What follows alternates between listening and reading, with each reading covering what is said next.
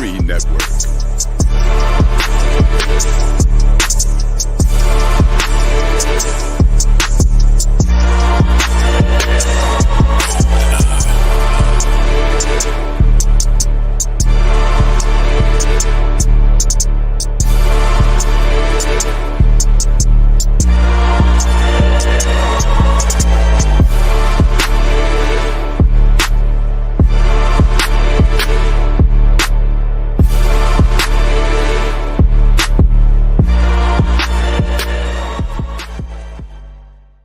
Bring back that beat, DJ.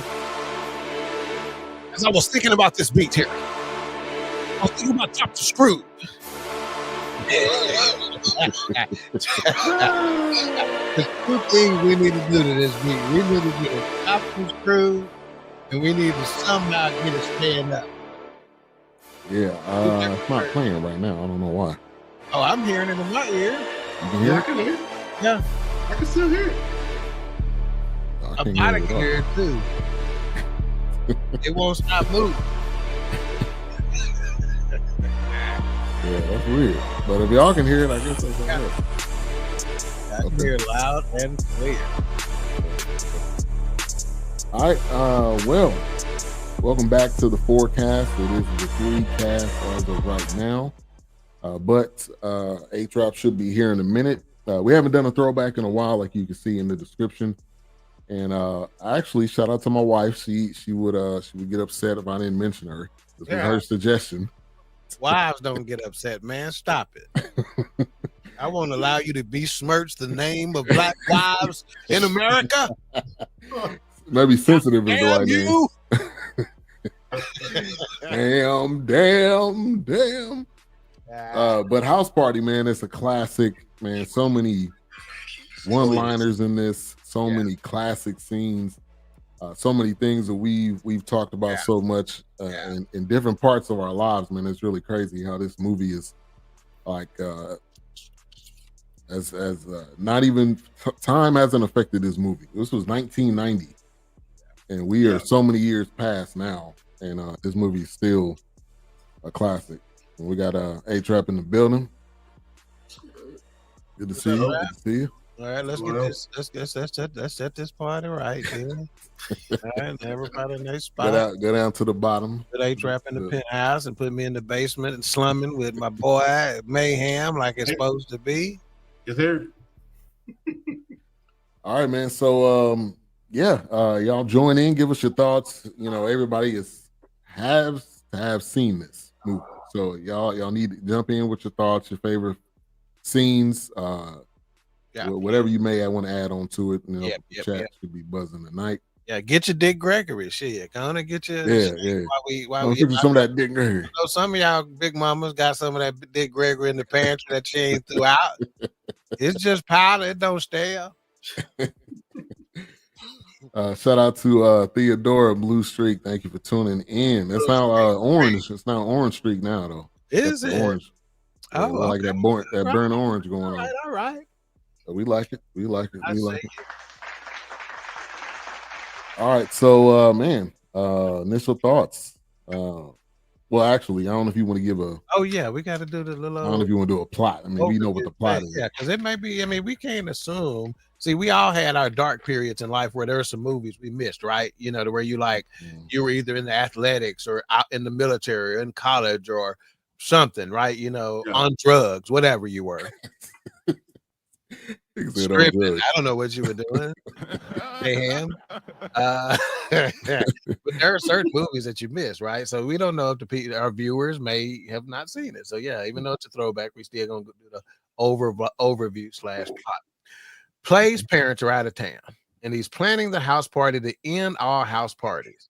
His best friend Kid wants to go more than anything, knowing Sydney, played by Tisha Campbell Martin, the hottest girl in school, is sure to be there. But when Kid gets into a fight at school, his father grounds him. Still determined to go, Kid sneaks out of the house and faces one calamity after another as he makes his way to Play's house and the party of the school year. It was directed by Reginald Hudlin. He also wrote it, produced by him and his brother, the Hudlin brothers. There is a sequel to this, at least 2. Yeah, I think it's 4. Yeah. And they did a reboot and just called it House Party with some other actors or whatever. Yeah. The original release date was March 9th, 1990. A very critical time in my life, but anyway. So yeah, had some characters in there. Of course, Chris Reed, Christopher Martin. Those are Kid and Play. Tisha Campbell, Robin Harris. Oh my God, wish he was still here. Yeah. AJ Johnson with Shireen. You've seen her in a lot of black culture movies. Kelly Jo Minner, Bow-Legged Lou, which is one of the Full Force, along with a couple of the other guys. I forget their names. I don't have them written down right now. John Witherspoon, Daryl Mitchell is Chill, Anthony Johnson with the curl, played Eazy-E. Paul Anthony was the other guy in Full Force, and then B Fine, the Stab and Zilla, basically. Yeah. Clifton Powell was on there, young Clifton Powell. That's Shireen. Yeah. All of them skinny. Lou B. Washington as Uncle Otis. That's a black face that if you grew up black and you were born in the 70s, 80s, and they ain't never seen that face, you've been under a rock. Martin Lawrence as Bilal, the bad breath Bilal, and I think that's about it. But anyway, so that's where we're at. Yeah, that about covers it. All right, so man, let's share some memories on this. I mean, before we do that, initial thoughts. Shout out to Gatorade, because it's about time that they give us another sponsor. Yeah, it's time to re-up. Far too long, and this blue Gatorade quenches my soul. So Gatorade, please contact us about another campaign. Please, baby, please. Gatorade. Yes. Hey, it's what's in you. For that deep down body thirst. What's their slogan? It's what's in you. Yeah, they got all kinds of slogans. It's what's in you, not on you. All right, so let's share some memories of this film. I don't know, maybe the last time you remember seeing it, the first time you remember seeing it. I'm gonna go to A-Trap first. First time I remember seeing this when it initially hit the streets. It was a big deal, back then, everybody used to support the hell out of a movie like this. It was filled with black people that we knew, people from the community. Hip hop was budding, so this was a monumental movie. It was a movie of the movie of my generation. It was like, wow, we taking over. So yeah, most definitely went to see this without a doubt. It was my vibe. It was my crew. It was everything that I was about at that point in my life. Yeah. Books. Yeah, for me it was.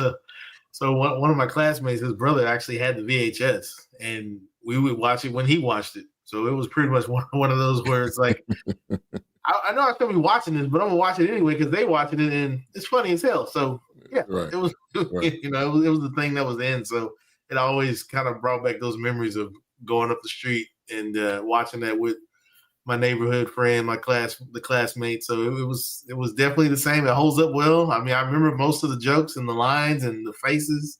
But yeah, no, it took me back. I enjoyed it watching it. It had been a while since I had watched it.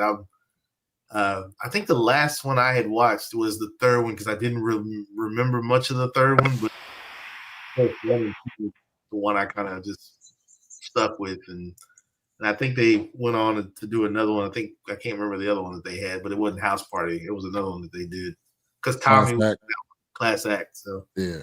They had Rick Mahorn in that one. Yeah. Detroit Pistons own Rick Mahorn. Yeah. But I was 8 years old, so really, probably when I seen it, it was because people was talking about it at school, and like you said, pre-show, Wilkes, I had to sneak and watch it, or I was watching it when. When you saw the dance scene with Shireen, your little thing was trying to get her. Well, yeah. But Shireen, that burn came on, like Keith Lamar said. Yeah. But yeah, this was one of them that people talked about at school. And you like, I gotta watch this. You're an 8-year-old. Put that thing up, boy. Put your lipstick up, boy. Wow, I got it. But yeah, man, this was watched this so many times. This is up there with Coming to America. It's one of them films that you could put on at any point in time. Friday, yeah. There's one of them you can put on at any point in time, and you'll laugh, and you'll remember most of the lines, and it still is it's still fresh. It's not like, oh, I already know what's coming up, so I'm gonna look away this time.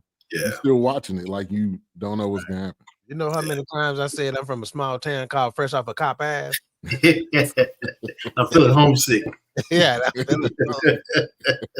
For me, again, this was in A-Trap. I want you to talk to about, you said this was right in your wheelhouse, but I want to paint a picture for us of exactly where you were. Like say I lived on the north side at this when I get through with this, right? So for me, March 9th of 1990, I had just graduated. I've been graduated for about a year. This was really, it was a few months before Desert Storm was starting. I was probably just months before going into Desert Shield training. Okay. Desert Shield was basically in preparation for Desert Storm, right? So that's where I was. So I wasn't, even though I had just recently graduated high school, I wasn't necessarily just running with the fellas like every weekend because I was having to do some training, some drills and stuff like that on the weekend and whatnot. But I still got time to do this.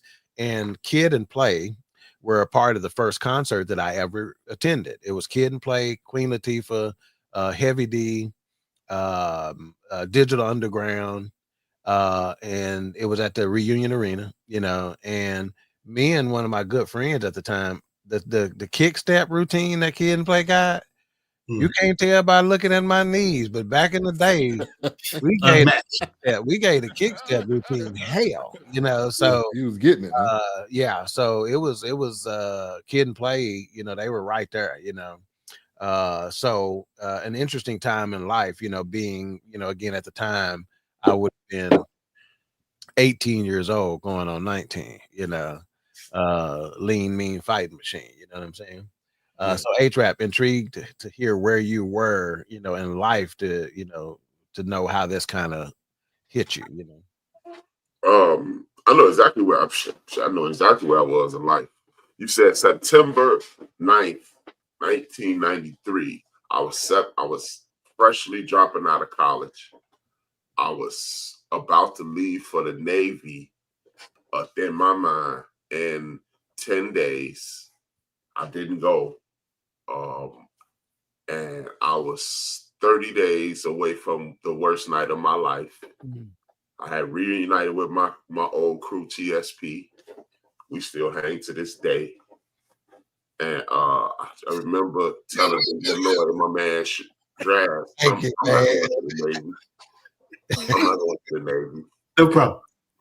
And put myself in a situation. I was like, nah, I ain't going. And they was like, you going? I was like, nah. And we went to the movies to see this. Me, Draz, Big Illinois. We were inseparable at that time. And I remember, it's this, when you told me the date, I knew it took me exactly like you said. I didn't go to the Navy, and thank God I didn't. It was a very chaotic time mentally for me at this point, but also what saved me was hip hop music, because at that point I'm back at my man Tran crib on the ones and twos, me, Phil, and DJ Opio. We were 3 DJs of the crew. It was, and then this hip hop thing was taking over the world because for the previous 6 years, everybody told us we were stupid. I mean, this is gonna be gone in 2-3 years, so y'all need to stop doing it. Stop buying all them stupid clothes and stuff like that. And everything. Kid and Play was a monumental group at that point because they were a group that was making people comfortable. MC Hammer was taking over the world, so true hip hop heads like we didn't really like MC Hammer. We wasn't mature enough to understand he was opening doors. Vanilla Ice was just taking off. When you gave me those dates, it was literally like, watching my life because, like I said, I was 30 days away from one worst night of my life to this day. I was dropping out of school because I had I didn't blow out my knee, but I had a very bad knee injury. I wasn't gonna go to the pros. Damn it! My plan is messed up. And I went to the Navy. I joined the Navy because my dad was a Navy guy, and I went to the processing center, and I was going in to be a medic, and they took me from medic to boatsman, which is literally like from sugar to shit. And I was like, I ain't going. I'm definitely not going now. And I came back home, and the irony in it is my team left. I'm sitting in the processing center, and I remember I made a mistake and sit in the Air Force day room, and the Air Force dude walked in, and he said, "Hey, aren't you glad you ain't going to the Navy? Those sissies." And I said, "What?" He was like, one of them got mad at his boyfriend, blew a hole in the boat. Wow. And then you going to the Air Force. I was like, going to the Navy. And I was like, I'm definitely figuring the way out of this. And then we went to that room, and the lady said, anybody who does not want to go, this is your last chance to get out. Get up and leave right now. I was like, and on that note, so you gave me that date. I know exactly what I was doing because Chicago really, really, really rejected hip hop. You know how people look at people with their pants down now? That's how people looked at us. Oh, wow. Gotcha. So it was like, we were thugs, we were hoodlums. Look at the way you dress. Why you wearing that mess all the time? Arguing with my mother every day practicing. And she would go playing music and stuff. And my mother would be like, turn that mess down. It ain't even music. They just talking. And so when you said the dates, it made everything. And the worst day of my life, God rest his soul, the day I saw Marlon get his brain literally shot out of his head. We were on the north side of Chicago, Pine Grove, Sheridan Road. We were supposed to go left to Lakeshore Drive. For whatever reason, we decided to go right. We were like our crew was broke up into little fractions of my crew, Tran Brown's crew, Sam Gentry's crew, we used to call them Drag. And we were standing there debating on which way we were going to go. I was scared to death. Everybody who thought they were tough was scared that night because we had made a promise to ourselves that we weren't going to fight anymore. Like, man, we rappers, man. We ain't doing this fighting thing anymore. That's when you was still knuckling up. We was fighting at every party for whatever reason. And we had one of the toughest crews in the city, rapping, DJing. And that's what I mean tough. I don't mean fight tough. And we decided to go towards this fight that we had just ended. They jumped one of our guys, and we beat them up off our guy. And it's the worst night of my life. I just remember I can literally hear the shots right now. 5 shots rung out. This homeless man got hit. Tran got hit in the knee. OPO got hit in the butt, the dude who we saved. And Marlon got hit in his chest and his forehead. And yeah, man, when you gave me that date, it really hit me because like maybe 8 months ago, Tran was on my show. I interviewed Tran, and we always been tight. It's always been respect and love. We kind of trauma bonded because both of us had survivor's remorse, clearly for Trey. And he was like, he never knew I dealt with it. I said, that's why I never came around. I said, dude, I ain't come around for like a year. He's like, yeah, you did kind of disappear. I was like, I lived. You lived through it. It was like, and we went home. I'm telling you, when you gave me that date, I was like, wow, Marlon Wade, rest in peace. And the last thing I heard him say was, I said, man, get out the front, man. You always trying to play the front. Man, if I get shot, man. And people weren't even shooting me. And he said that may as well have been his last words on earth. Yeah. And Mayhem, what about yourself? What, Oh gosh, Ben had his little thing out at 8. What were you doing? Yeah. For me, man, it was. Oh, I don't even think school had started back yet, and it was like during the summertime. And I lived on Happy Cane Drive in South Dallas, and my mom still lives there to this day. But you had Ambrose, and you had Park Manor, and as a little kid, you thought those hills were like the biggest thing in the neighborhood. So you would, slide down the damn hill or ride down on your bike. You thought you were trying to make a little makeshift ramp. But I remember going up to Mr. Barkwell's house because Kendrick Barkwell was my classmate and his cousin was Chancellor Barkwell. So he had it on VHS, and that was like a religious movie to watch. It was just kind of like, man, you watching this movie again? But it was a cult classic before you called it a cult classic. Right. It was so good. I mean, I enjoyed it. That's why when I watched this, I'm very surprised how well it held up. But man, I can remember, going up the street, and Mr. Barkwell was always in his garden. He had a garden, he had a flower bed. He was always about his yard. So he always had a nice. What's that? Kush. Yeah. Turkish blend. Yeah. It's serious garden. But yeah. I remember going up to the Barkwells, and Chancellor had that on VHS. I was like, man, I was thinking, how many times your cousin gonna watch this movie? But we're gonna watch it anyway. But yeah, so that was kind of like movie day for me because my mom's ain't gonna buy this movie for me, man. It was ironic how this movie started, because it started with a Luther song. It did. We're having a party, and we're gonna do a Luther documentary next month. So the fact that came up, and the name of that documentary is Never Too Much, but I think this is Bad Boy Having a Party. But you forget, when you think about Luther, folks think about Luther as ballads. He had a couple of jams. That was jams, like that was dance kind of thing. Yeah. His first album definitely had some dance upbeat tunes. Yeah. Let me get to the chat real quick before we move on. Terrell Mitchell, man, good to see you. Thank you for tuning in. He said I was 4 when it came out. I think I watched it when I was like 8. My aunt let me watch it along with other movies I wasn't supposed to watch. We all had that aunt, cousin, somebody. But it's a classic. I just watched it the other day. Man, those movies, this is when you gotta pop on, man. I mean, they were all those, Pastor Dodd in the building. Thank you for tuning in. It said, man, what if you would have took the Air Force? Yeah.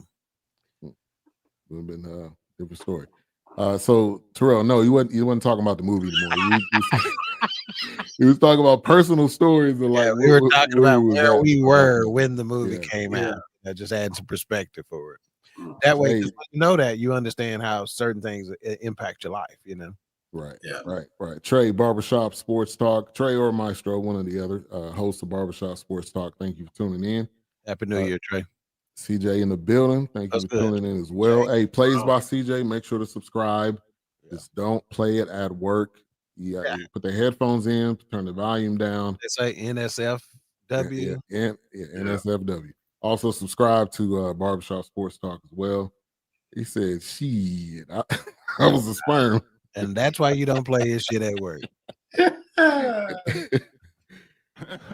All right, so when's the first time you remember watching it, CJ, or somebody put it on for you? Because you might have weren't even old enough to put it in there. But so one thing, obviously, I've seen this part numerous times, but with the roof going off the building, for some reason, this time watching it hit me like, okay, that's.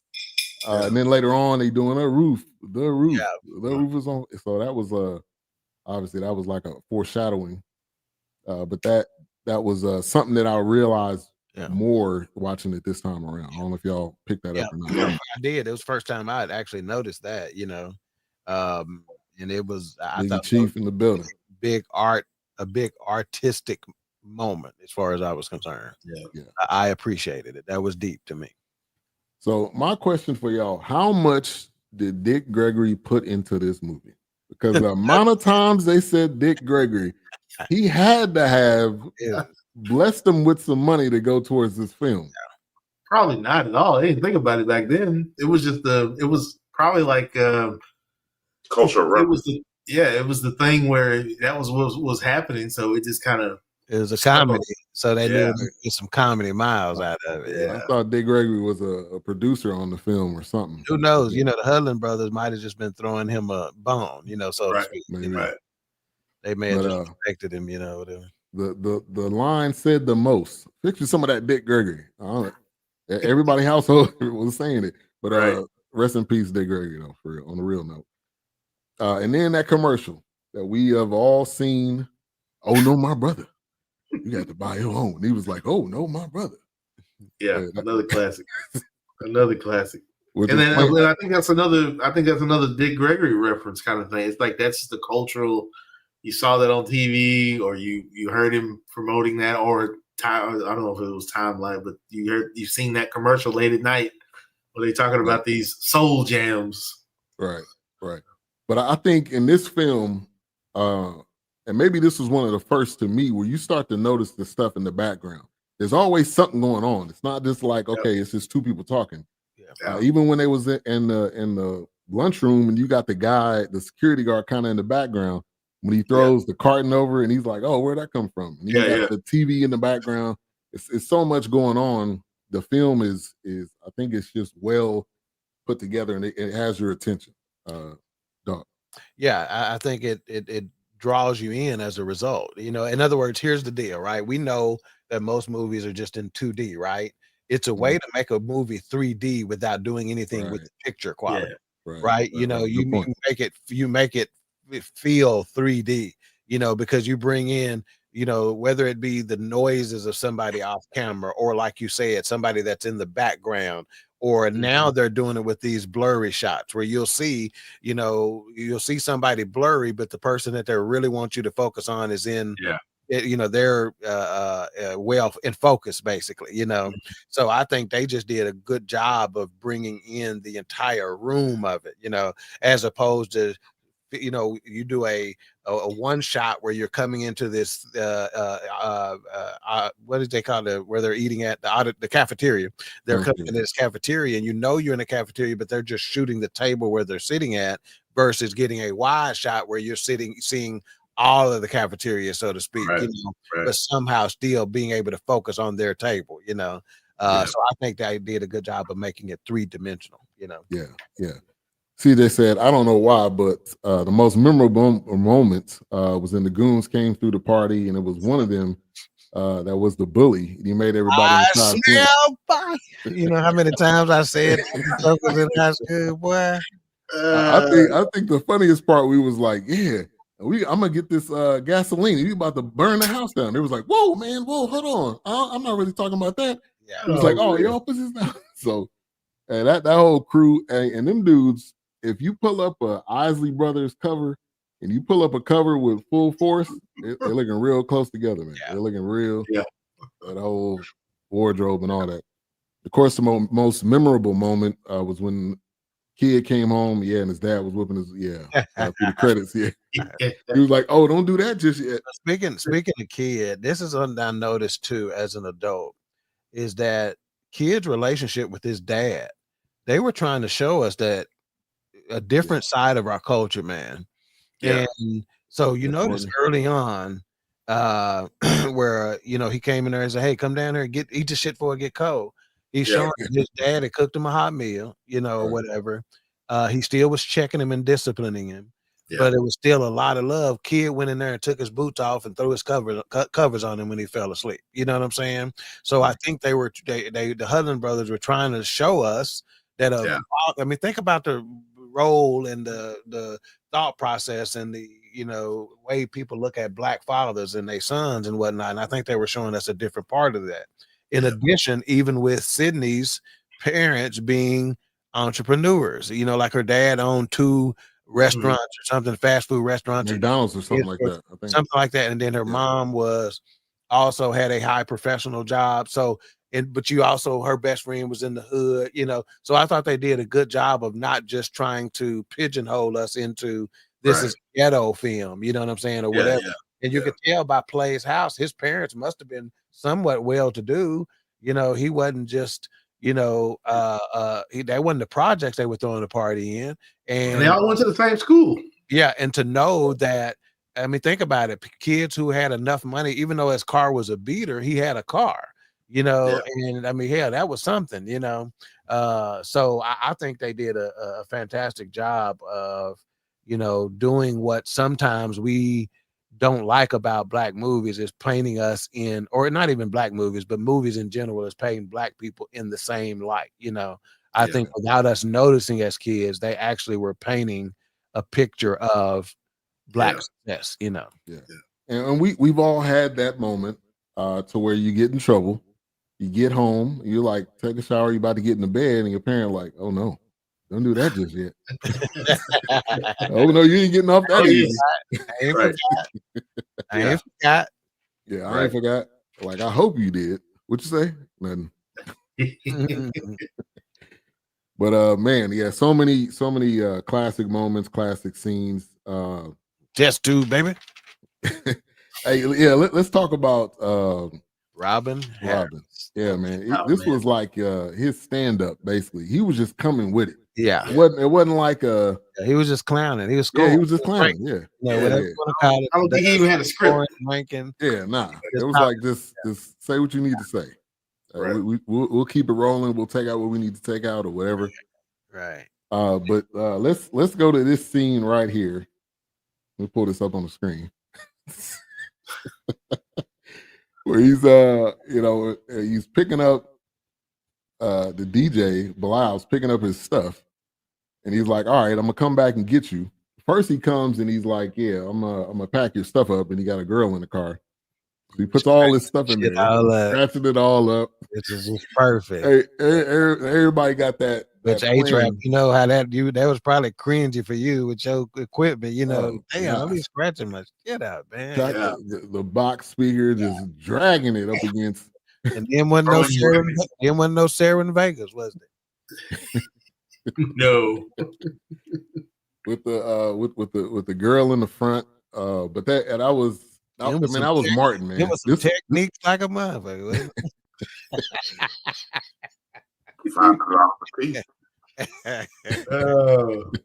And my parents had a white Chevelle like that. Really? Yeah, and my dad can probably attest to this story. Yeah. But it was a stick shift, but the handle was broken. So it was like a little pin stick. Yeah, it was a pin sticking up, and he used to change gears like this, man. Wait a minute, an ink pen, man? No, I'm saying that they normally had like a ball on top of it. Oh, just the rod. And he was okay. I can work with that. Yeah, I can work with that.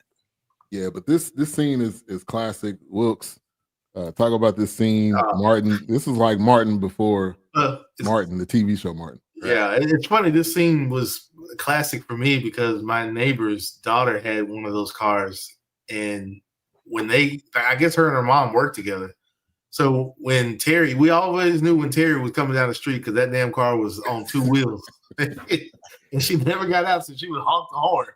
So when I see that car, I always think about Terry and her mom working together, and her picking up her mom and heading to work. But yeah, that scene with him and Play and Martin in that moment, it was just like, man, I didn't realize Martin was even becoming that big of a star at that moment, like how he was just kind of blowing up right here. But yeah, it was a crazy scene because it was just like, look, dude, you asked me to go to this party, you asked me to DJ this party, now you leaving me hanging. What's taking so long?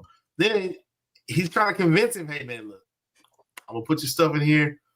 We're gonna put you in. Well, you can get it on this side. Well, you always got that one friend that was trying to finagle something. It's just like, man, you're like, dang, my chain popped off my bike. Now we gotta push my bike home, and they got this chain on it. So it was kind of one of those moments where it was just like Martin was fed up, man. He was like, man, just give me my stuff. I'm going home, man. It was pretty funny when I just. It was like, man, I'll be right back, and then he come back and it's dark, and he got 5 girls in the car. Yeah, in the car. Then I'm thinking, man, how bad was his breath? Because Play was all in his face. Man, so there was done. There was done.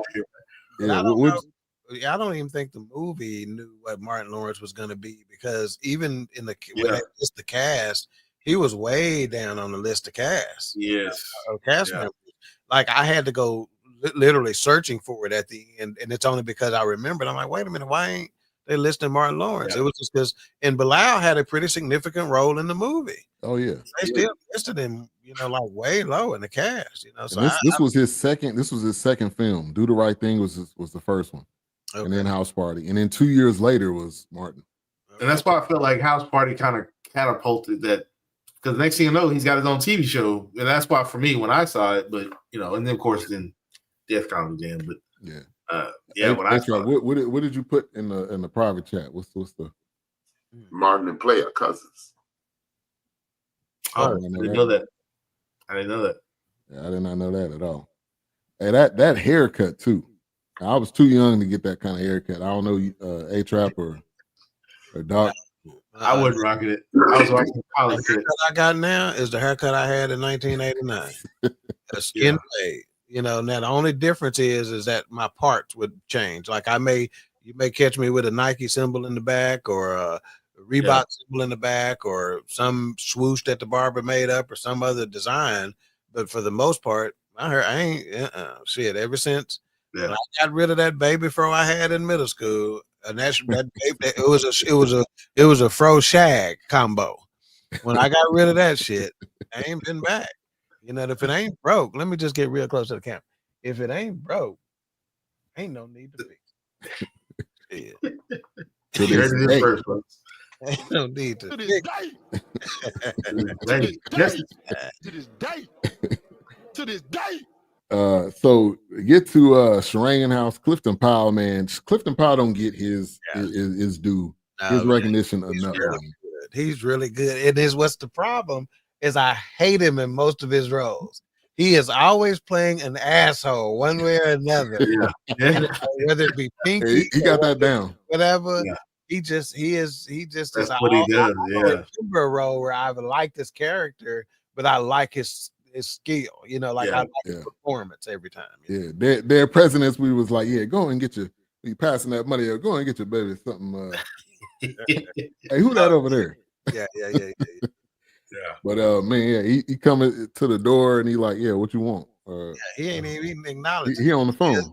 Yeah, with that long phone cord. Yeah, he at the front door with the phone. Oh, big nose girl. Her whole family was funny. The grandma, the Uncle Otis, kids, they just the TV. It was just some characters, man. Hey, so the scene when they come in and they all looking like they hostage. Like, I don't know why they was looking like that. I don't know if that was planned or they got no room to move. Yeah, it was all like the Kool-Aid. They couldn't move. Yeah, the amount of sugar you put in there was just what it was, and the rich kid was like, "Ooh, how can y'all drink that? I can feel my teeth getting cavities." She looking at, girl, that's good. It's like, right. That's how we like the Kool-Aid. Yeah. Ain't the whole bag in there. No measuring. Now my parents made me measure. I ain't gonna lie. But what's wrong with you now? It wasn't no just pouring sugar. Well, it was pouring sugar in it when they wasn't there. So if they was there, we had to measure it. Y'all had measuring cups, nigga. What you talking about? Yeah, we had to measure. We didn't have no measure. It was a spoon, and you just gotta taste as you went. Now, when they wasn't there, we just eyeballed it. Me and my sister, we just eyeballed it and we figured it out. But if they was there, ain't no just pouring the sugar in the bag. It got a certain thickness about it, a certain right. What was that? When that water stopped moving around freely. Yeah, but when my life changed, just when I only had one pack of cherry and one pack of grape, and I needed two to be able to make it, and I took the Lord shined His divine light on me and said, "Boy, mix them." And when I started mixing Kool-Aid flavors, my life changed. You understand what I'm saying? Oh my God. Yeah, but A-Trap, I think you talked about that last week. You talking about mixing the Kool-Aid packets and then they started selling Nick Berry Island Twist. Yeah, they came out with Island Twist Kool-Aid. Yeah, then they started mixing it. I told you everything. Hot Skins, the Island Twist on the Kool-Aid, that they sent flavor pickle, everything we done did that we was doing on our own. Right. They packaged it, capitalized. We're gonna do it in advance. Hell, if you want to know the truth, even vehicles nowadays are coming out with rims and everything that we did to customize them. You ain't got to do no more because they're coming out with. They got sound. Why do you think every car comes with a car a Bose or with at least a 10 in the back? Yeah, someone coming up with 8 or a 10 in the back. You know, they got subs in the vehicles off the lot now. You know. Screen still in the headrest. I mean, he said, "Yes, Lord, yes, Lord, our Lord, Lord." Yes, Lord. You said, "Yeah." I was just, it was just one of those things where it was kind of like he said. We just, I mean, even to this day, I don't know if somebody else has done it, but I think McDonald's has done it twice already. They've one of the rappers' favorite meal, and it looks like it just looks like a Big Mac and some fries and a Sprite. They did a Travis Scott one. They did like a Cardi B. You just capitalize on the Egg the Stallion had one or something like that. Yeah, so it's one of those things where you just trend setting. You know, it's like we've been doing this now. All of a sudden, it's like, so you got to market it. So kids on the way to the party. I mean, if this was real time, he would have never made it to that party. Dude, running to the. If this was directed differently, he would have made it to that party. He would have never made it to that party if this was real life. He ran into a party. He was running through people's house, which end up being the parents of Gina. Right, Sydney. Gina. Wow. And he even getting stopped by the cop. You know, so that means since 1990 they've been harassing us before then. So. Right, long before then. Ain't nothing new there. Yeah. Same cops harassed the son and the daddy. It goes back to what we were talking about, like with the Dick Gregory and that commercial. It's just like this is what's happening. You know, this is what's going on. Yeah, I mean, it gave you real life. It wasn't. It gave you the comedy. It gave you some real moments. Gave you some stuff that we experience as a culture, as a people. So it was the fashion.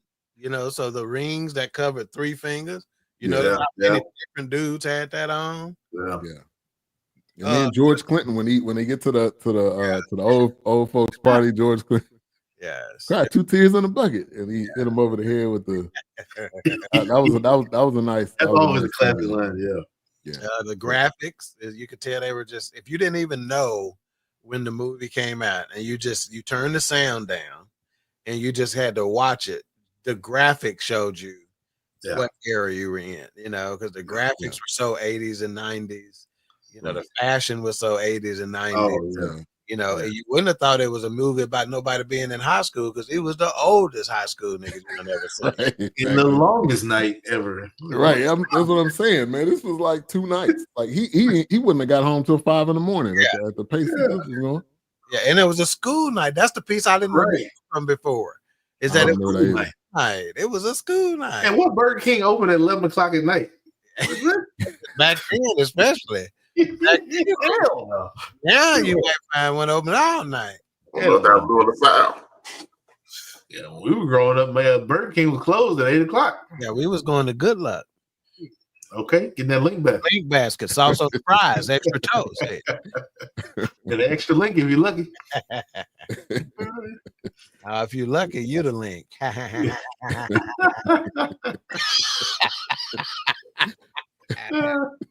Baby.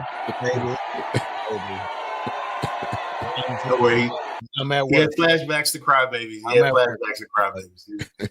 work right now. That's the South Lamar talking. South Lamar Crybabies. So when they first get to Kid, and they act like they're about to shake him down and they about to get out the car. And they had some funny lines too when they like look down. I was like, "Oh no, we out of donuts." Yeah, and they just mash off like, right? Yeah, I forget you, man. Go. It'd be good, man. We'll find you though. Yeah. Hey, them 2 cops was everywhere, man. Kid was asking to go to the party, and he was saying who I was gonna be there, and Robin Harris say, I don't give a fuck if Marvin Gaye gonna be there. Oh, that would take me out, bro. Yeah, man. Yeah. The line And Play Parents not gonna be there. I know Play Parents work at night. Yeah. He was like, "Oh no, hold on, these are Parents out of town." Folks out of town. Robin Harris, man, gosh, great, just great. I actually got sad about Robin Harris, man, because I just, I liken it to, like I didn't grow up with a maternal grandmother. She passed away when my aunt and uncle were born, and so I didn't grow up with one. I often think of what life would have been with the maternal grandmother, And so I got a little sad by Robin Harris being gone too early. Imagine all of what we've been robbed of for him not to be here, Right. Yeah.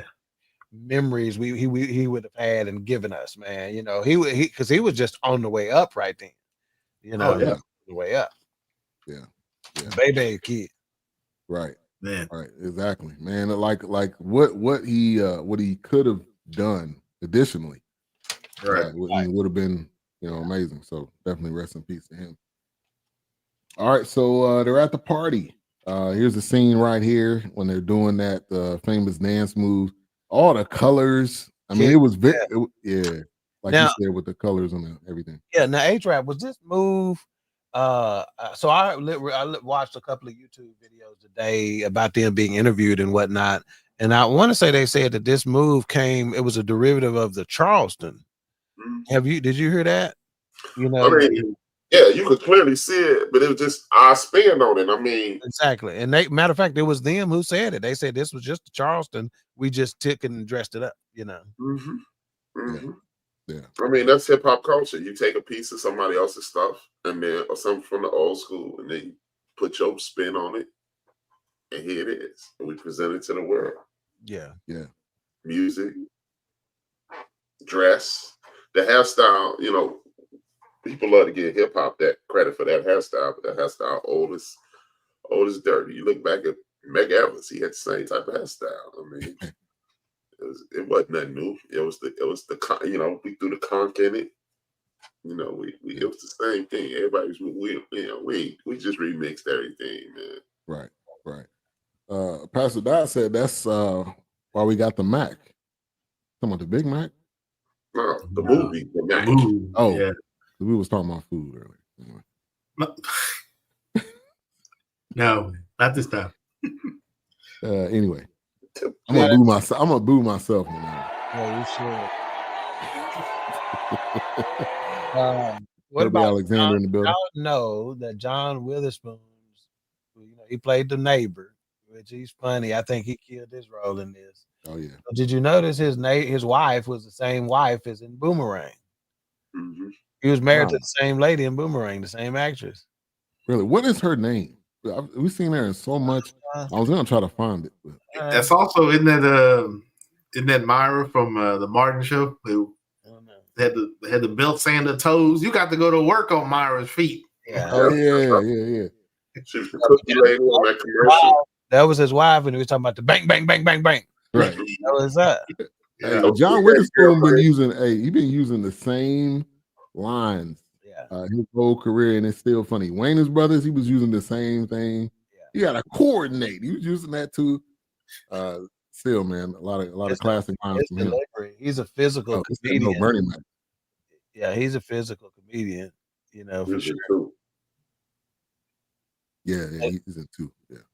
Yeah. Mm-hmm. But yeah, him. That was another great scene. It had so many great moments and different actors in great moments. So it didn't really, obviously, Kid and Play was the quote unquote stars, but you had so many other stars in this that obviously later became major stars, even bigger than Kid and Play. Martin is bigger than Kid and Play. Oh yeah. So you could really say Anthony Johnson, got played in more movies and more significant in Black culture. My neck and my back. It's okay. Everybody knows. You know what I'm saying? Yeah. She played Damien Mama on Friday After Next. Yeah, she played Terry Crews' mama. He was the one when he said, "You need to get out of my face. That big wolf pussy in your face." That was her. She also played Savannah Johnson, Sweet Daddy Williams on Good Times. You're on the West Coast where it's only 7:20 p.m. and the kids are still up watching this. Our apologies. You know, I don't know why you apologize. We didn't intend for nobody to say wolf pussy at the show. We really didn't. We probably would have warned you. But that leads me to this. I didn't understand. I didn't realize that this was such a R-rated show. I didn't remember that part of it. You know. Well, the sex scene at the end that put it probably over the R. Yeah, but no, they were doing a lot of cussing and all that up through it. You know, to where I just didn't realize. I mean, hell, just him saying, "I smell," you know, it was. Yeah. You know, Rated R was definitely different back then. Around it, they wasn't trying to get no PG-13. Oh no, yeah, nah. Oh no. And NC-17 didn't exist back then. Yeah. Hey, the drunk friend at the party. Yeah. Oh gosh. Yeah, that scene where they put him in the screen door and ran off. That's the guess what? Classic. Happened to me. Who hasn't it happened to? Have y'all been dropped off at y'all house by y'all friend drunk? I have. Yeah. Not like that. There's nobody in my friend group who we haven't dropped off at their house. Everybody we knew what to do. We wouldn't finna babysit you. You know, we didn't drop him off, but take you back to your mama. Yeah. You done. You done for that. We didn't drop him off, but I told him not to take that last shot with that stripper. Yeah, that was it after that. What was he? Was he drinking? First one is the problem. Was it? Was he drinking that? The problem. Billy okay. OE. Yeah. That OE. Man, y'all need to get on this stuff. It was like, nah, man. Nah, man. Nah, definitely not the OE. Man, it wasn't even a 40. It was a tall boy. I was like, what you doing? 32. The 32, wasn't it? No, it was a tall boy or 32. It like a tall boy. Okay. It was a 32?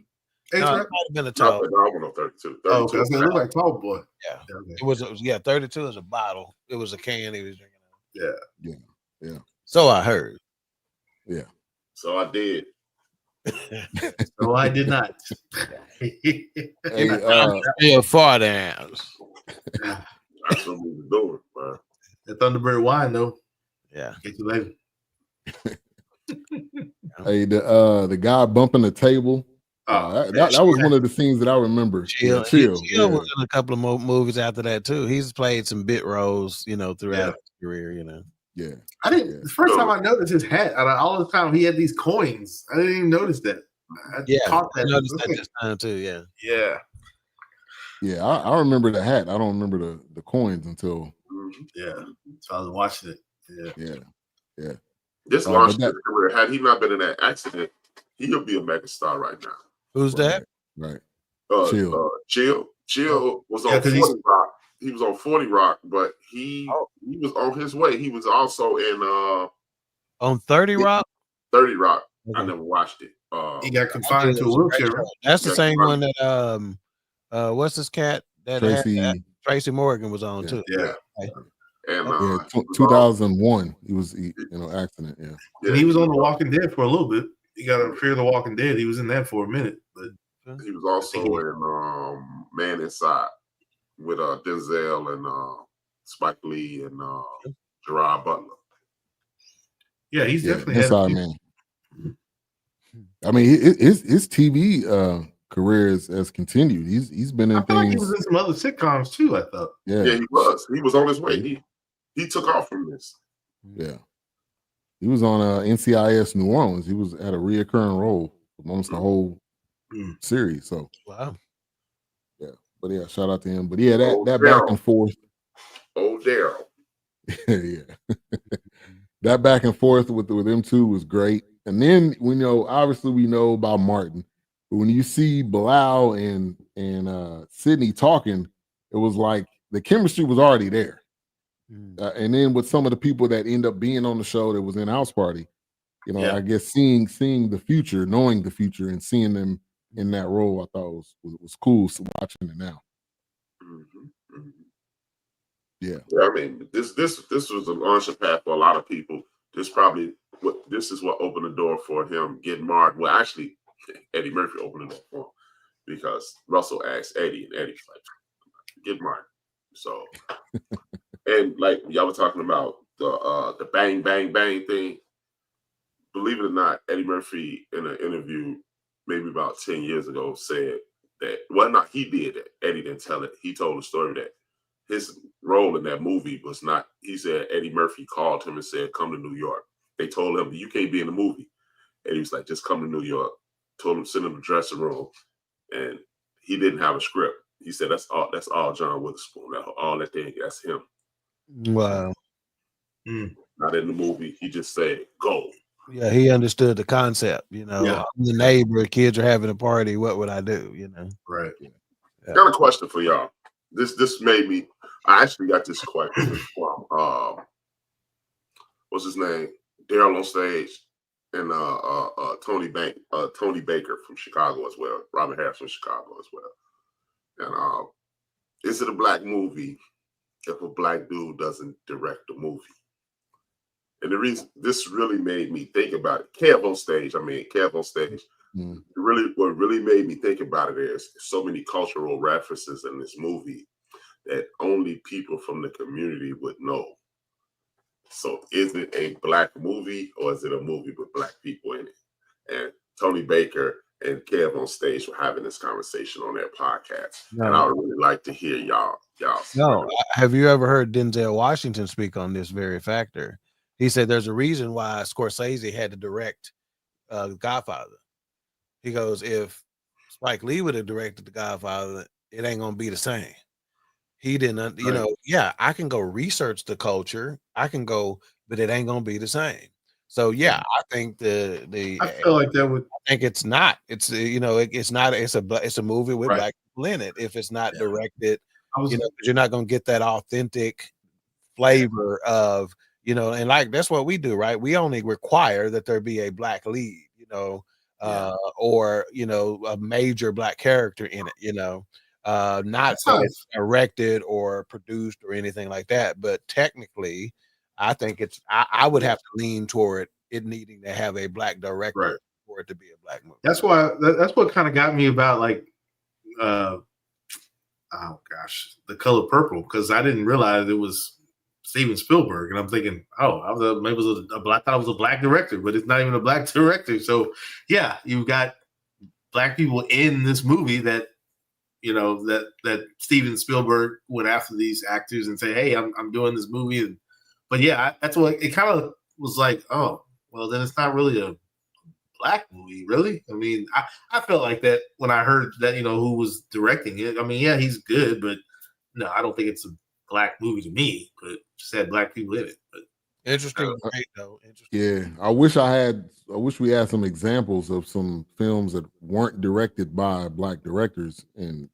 But I mean, I think You if mean beside the one that he just gave, what the hell are you talking about? other than that one, Yeah. Coming to America. now see, Coming to America was still that was a black movie. Eddie, I think it depends on who's acting in it. Eddie, I know Eddie, you're black. I think it depends on who's acting the roles. Yeah, If it's and like here's the thing too. Coming to America 2, Yeah. Well, here's the thing too, though. It's like, okay, what is the director calling on? Is he calling on the expertise of those actors and actors? Right. Is he? You follow what I'm saying? Yeah. He may be able to get more of a flavor of what we would bring if he's leaning on that. See, I may be the director in name only, but I'm letting this cat, who a brother, do a lot of the. He's walking me through some of this stuff, right? The smart guy, if I'm trying to direct a movie about ice hockey, I'm going to be asking, I'm going to go to somebody else and say, hey, so when they come out on the ice, when they first come out, why do they do X, Y? There's some nuances that I need to understand, so hopefully a good director, which I think Spielberg did a good job of directing The Color Purple, right? So I'm willing to bet that he probably did research and probably called on subject matter experts in it, right? Yeah, it depends on who's playing the key roles in the film. and somebody as big as Oprah, not physically, as big, somebody as big as Oprah, you know, and Whoopi, and you know, they're going to be, you know, they're going to tell what the deal is. Danny Glover, you don't think he's Oh saying, yeah, you know what I'm Oh saying? yeah, yeah. You know, they didn't just do that movie for the hell of it. right. I'm sure Yeah. it meant something. That project meant something to them. I'm sure. Yeah, he was. He As a entrusted. result, they wasn't gonna let him bastardize the project, you know, Right. and make it and not be an accurate depiction of what life was, you know. Yeah. It's true. What was Kev on stage and the other guys? Oh, what their Taking final it. synopsis is it has to be a black director In to order be to a be a black movie. I'm not gonna argue with that. Yeah. I mean, I can. Yeah, I think so. Coming to America was a black movie. And it wasn't a black director. So it depends on the actors. I see. I don't. Man, I don't know. It all depends on what your definition of a black movie is. You know,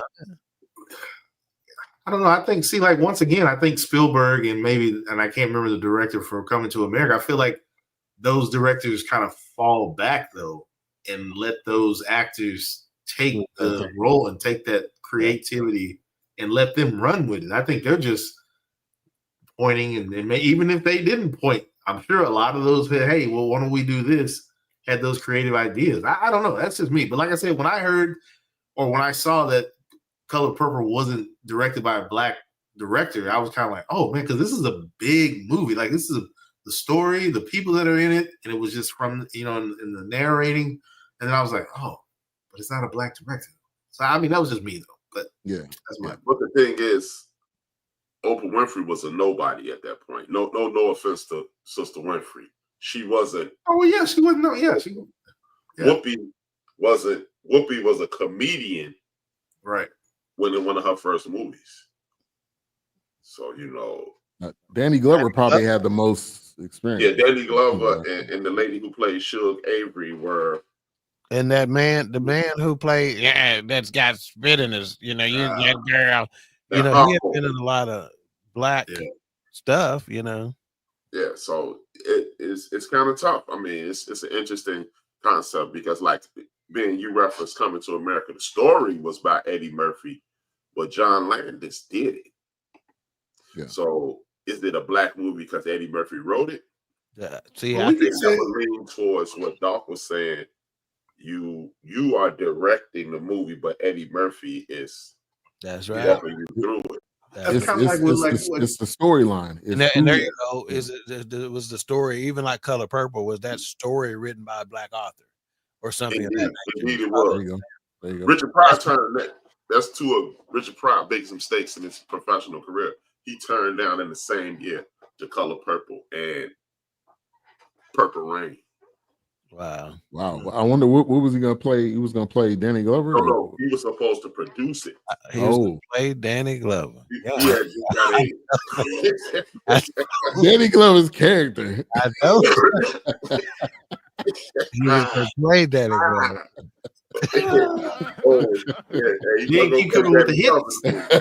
No, he had got like a $40 million deal with Warner Brothers at the time, and they bought him Purple Rain and The Color Purple, and his response to Purple Rain was and his response to Color Purple was, brothers don't want to see another slave black movie.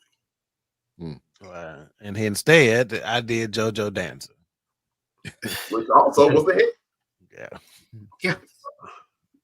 All right, so let's play a preview for what we're reviewing next week. Perfect segue. I don't know if it got that many black people in this, but this show was a classic. Over the years, it had plenty of us.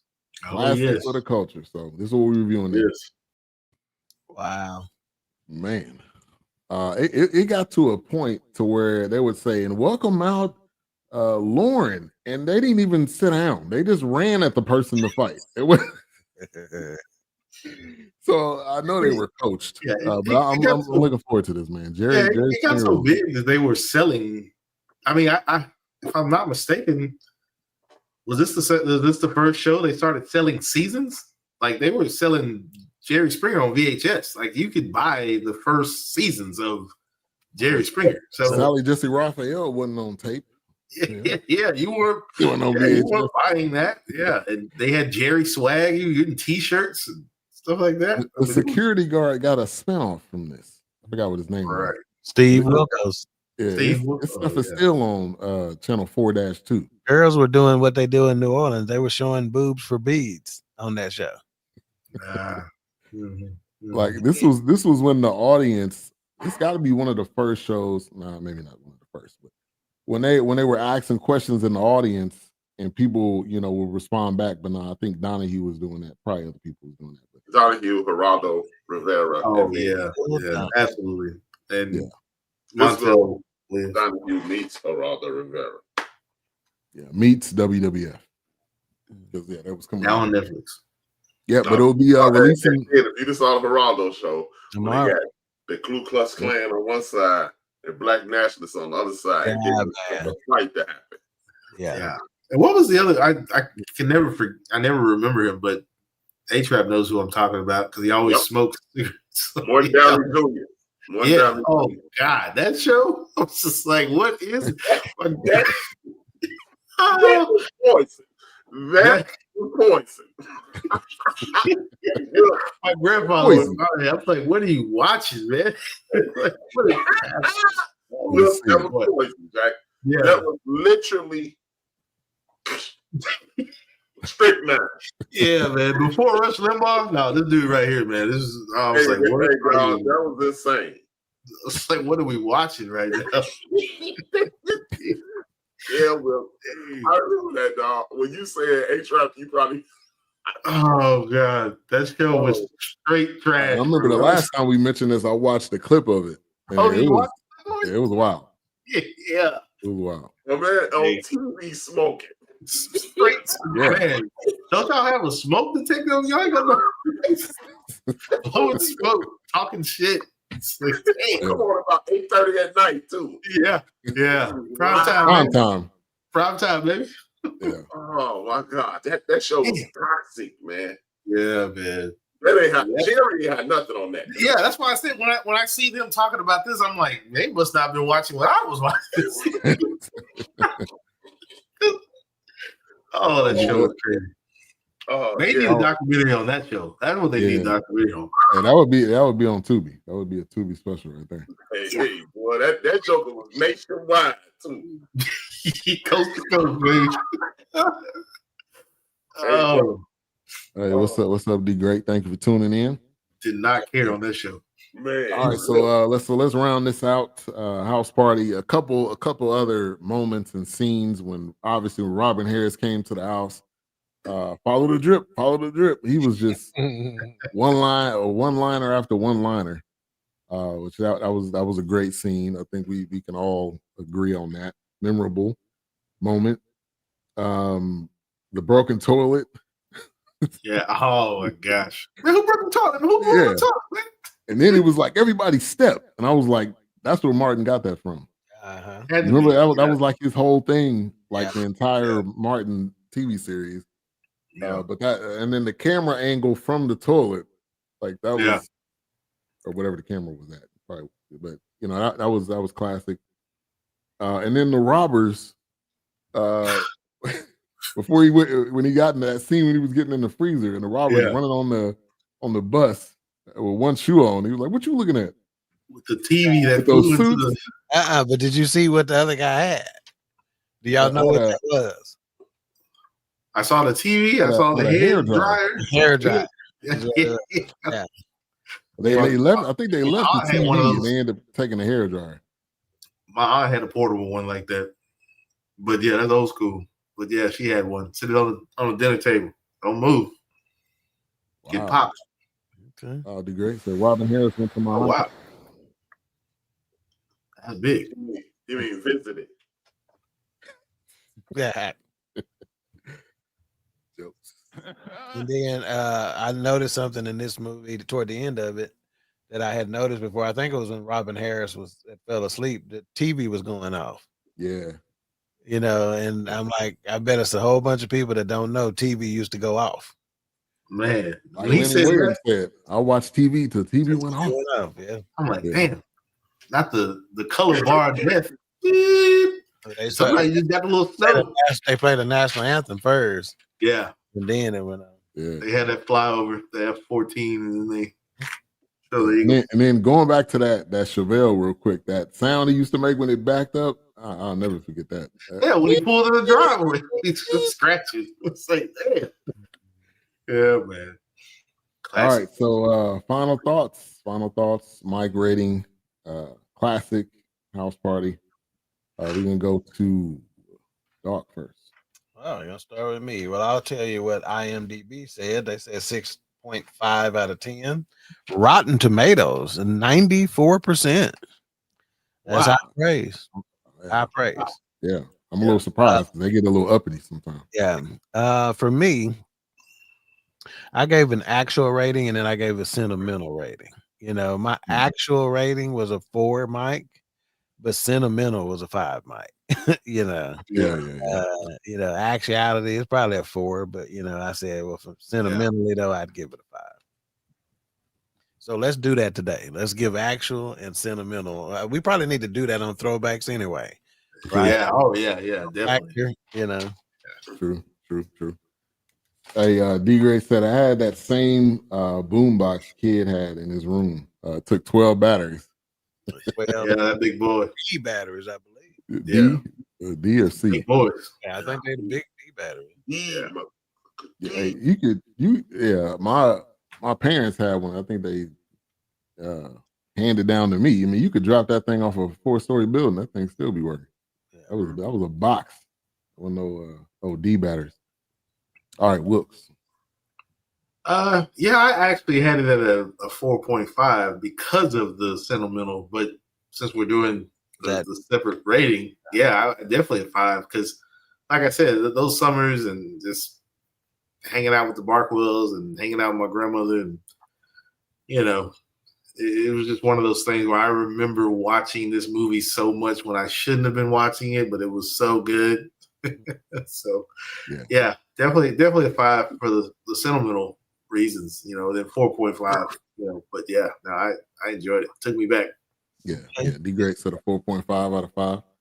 No, you may be saying 4.5 and a 5 for sentimental. Oh, for him, maybe. Yeah, I think maybe what he's saying. Okay, all right. A-Trap. Same. Took me back to good places and bad. I mean, I was 20.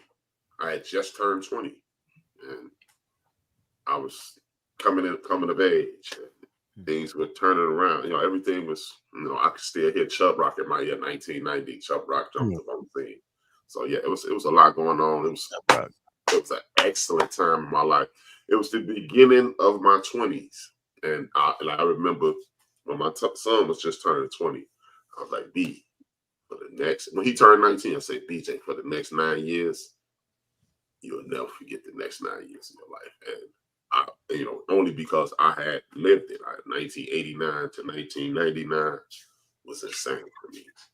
So yeah, wonderful time, wonderful movie, and the Hudlin brothers. That was what made the Kev on Stage thing pop in my head. Because is it a black movie or is it a movie with black people in it? Yeah. Hey, and shout out to, you know, side note, shout out to Kev on Stage, man. He's doing this thing. He got this hospital show. If you've seen any of the clips, it's hilarious. I think he has his own app now. So yeah, definitely shout out to him.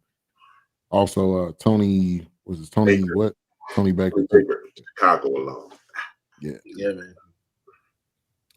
Man, for me, sentimental and actual, it's a 5 across the board, man. This is one of those that's up there. And Coming to America is one of my all-time favorites. This is up there with Coming to America. You can put this on at any point in time. I'm not gonna say you can put it on anywhere. You can put it on any point in time, and it's ageless. Yeah. It's ageless. So yeah, it holds up pretty good. Yeah, we knew little 8-year-old we was gonna give it a 5.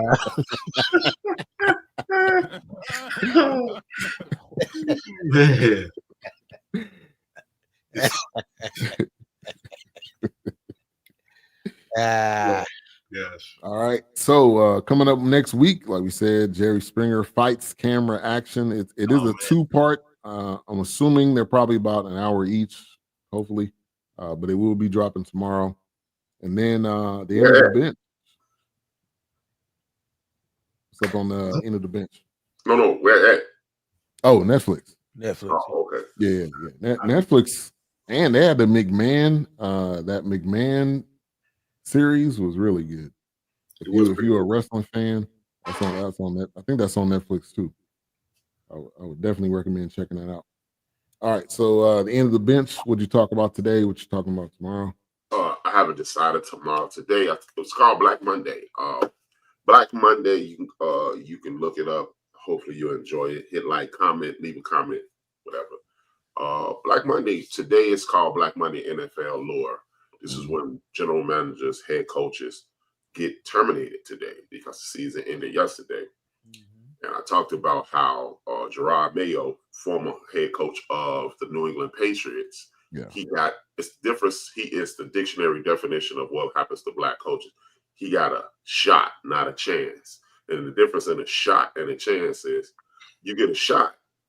Like if you get put into a game or something, like I'll use a basketball reference. A shot is going on the court with 10 seconds to go and up 30. You got a shot, but a chance is getting into a game in the first quarter and working your way through it. You get a chance to warm up, you get a chance to get in rhythm, and you get a chance to score. Gerard Mayo was given a poor team and given 365 days to turn it around. He got 1 year. He got a blink.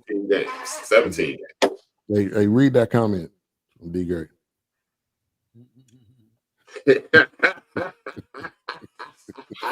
D. Gray is playing the role of Big Illinois, ain't it? Yeah, what's up with Big Illinois? You doing all right? Big Illinois works overnight now, so Big Illinois watches in the morning. That's what they say. That's how they term the penitentiary nowadays. Working overnight. But yeah. So that's what today's. And then I also mentioned the fact that we can no longer. Another thing about Black Monday, as usual, Black people save the day, and nobody in mainstream media is really talking about this.